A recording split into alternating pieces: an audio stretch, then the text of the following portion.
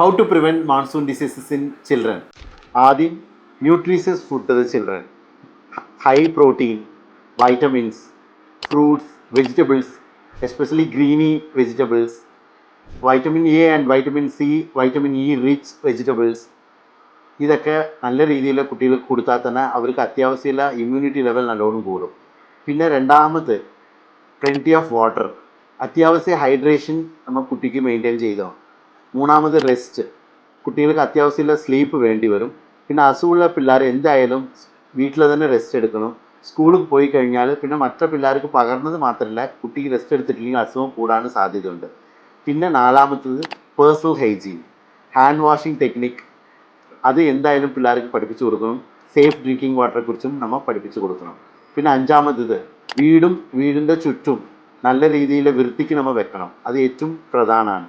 പിന്നെ പിള്ളേരെ അത്യാവശ്യം ഔട്ട്ഡോർ ആക്ടിവിറ്റീസ് ഒരു ഹാഫ് ആൻ അവറെങ്കിലും നമ്മൾക്ക് വിടണം. Then only the children will get adequate vitamin D and other things.